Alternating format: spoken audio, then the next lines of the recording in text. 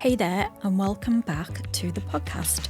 I'm Sarah, the founder of Hey Pair, a creative website design and branding business that helps other businesses to show up and show off online with no shame and with no stress. So I'm going to start the episode with my very own shameless show off of the week. And I encourage you to also share your shameless show offs of the week and tag me on social media at heypair.co.uk. So if you follow me on Instagram, you may have seen on my stories that I'm a finalist for the best website design company in the UK by the Small Business Awards UK. So I'm super excited about this, really proud, and it's great to just be recognised for what you do. And whether I win or not, it's just great to be recognised as a finalist. So now let's get into the episode. So today is all about something that creeps up on nearly all business owners and founders, no matter how long they've been going, whether they've been going for 5 months or 5 years, and that is the comparison trap.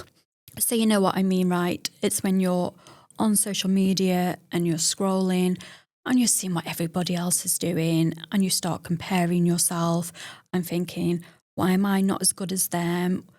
Why have they got all of those clients and all of those orders? What can I do to be more like them? And should I be doing what they are doing? Do you know what? I've been there, done that. In comparison, the only thing it does is make you second guess everything, lose your confidence in what you're doing and what you're about. And there's a saying that comparison is the thief of joy, and it's so true. So in this episode, I'm going to share my own personal story of comparison, and then I'm going to go over 5 quick, easy tips that you can use that are going to help you to not compare yourself to others. So let's get into it.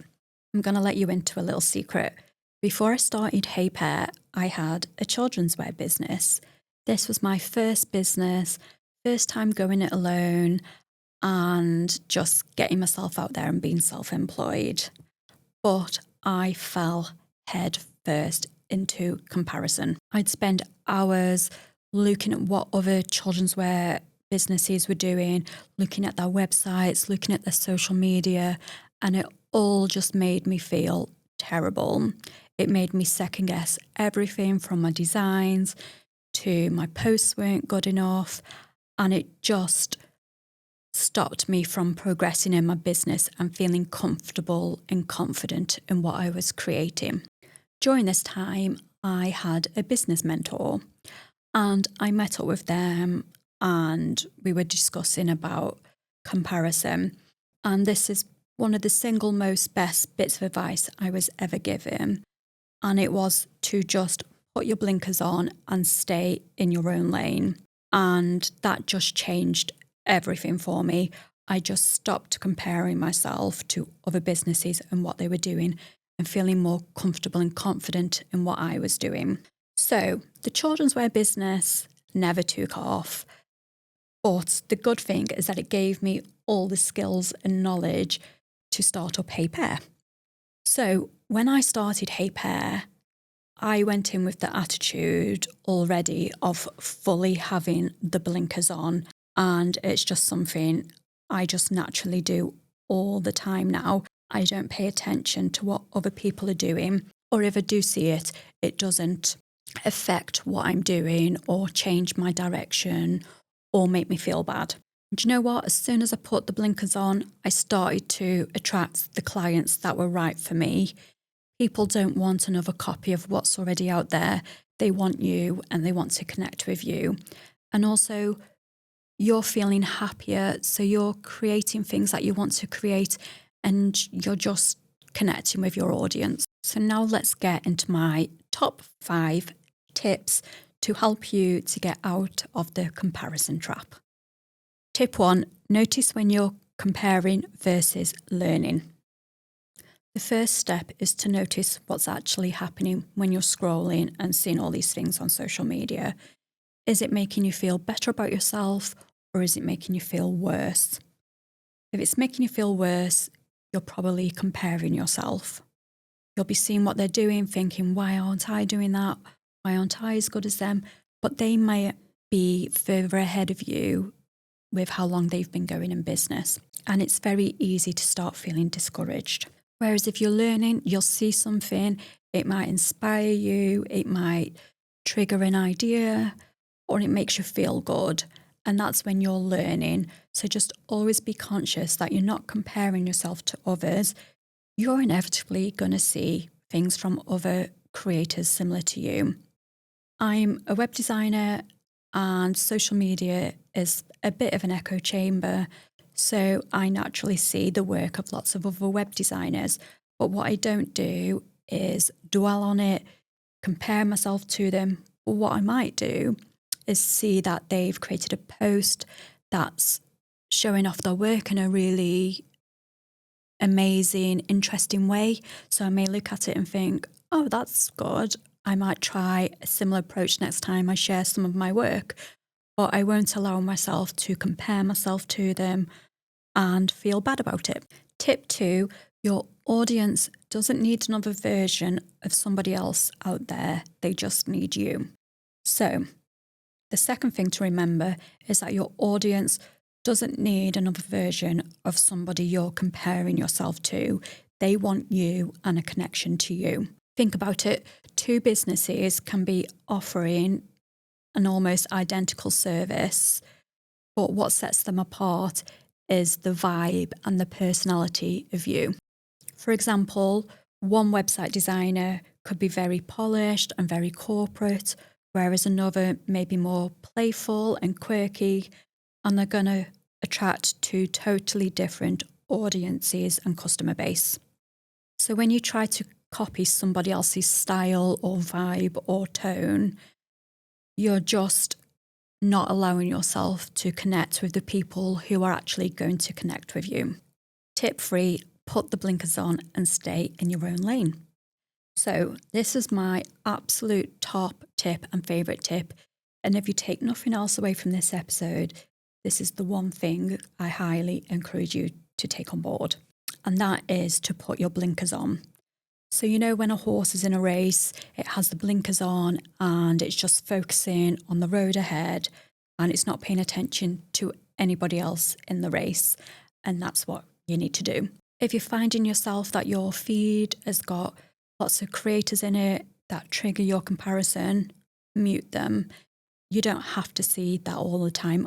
Have your feed so that it inspires you and brings you joy, and just mute anything that's not making you feel that way. Also, competitors. Naturally, as part of business, you do look at competitors and see what they're doing, checking that you're pricing in the right range, that your services are on par with other services. But what you don't need to do is compare yourself to them. You're doing your own thing. And also start muting yourself down or changing what you want to produce to be more like them. You're just using it as a competitor to learn from and never to compare. And just remember, the race is just with you. The only person you need to get ahead of in the race is yourself yesterday. You just need to keep showing up and keep doing one step at a time ahead.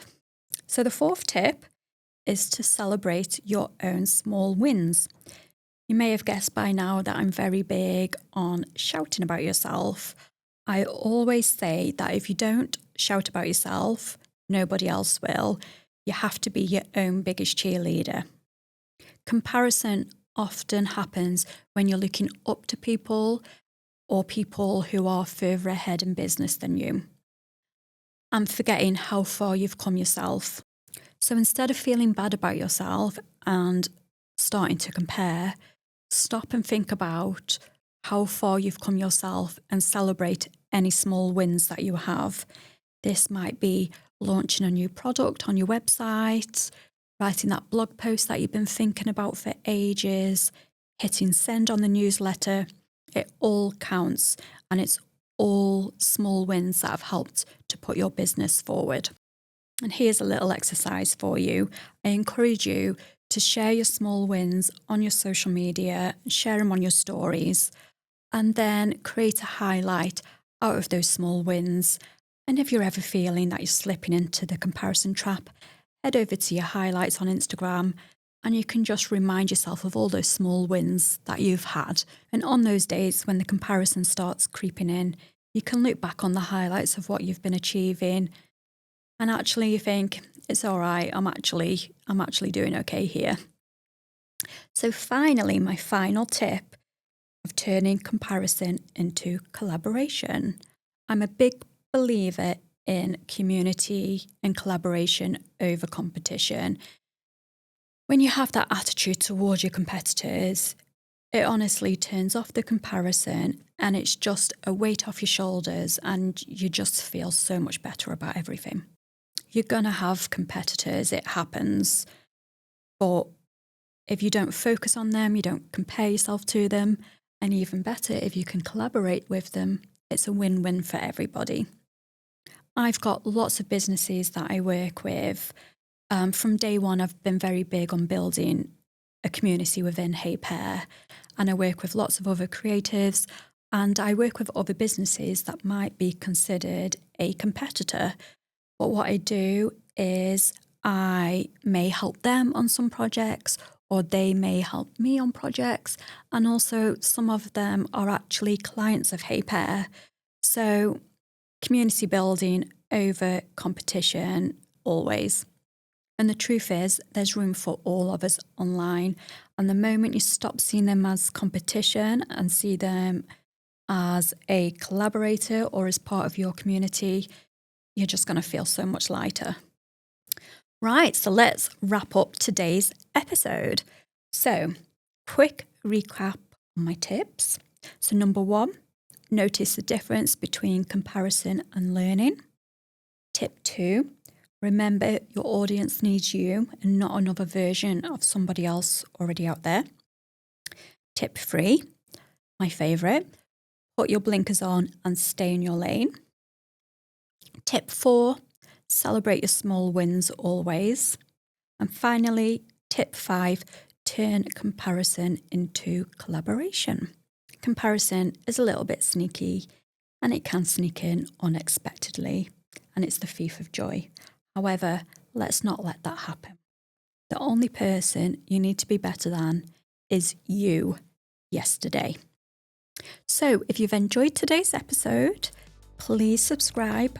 Please share me with your friends or other business owners who you think might need to hear these tips. And I'd also love it if you could tag me on social media at heypair.co.uk. Let me know what you think of the episode, and also share those shameless shout outs and let me know how you get on with it all. So thank you for spending this time with me, and I'll speak to you in the next episode.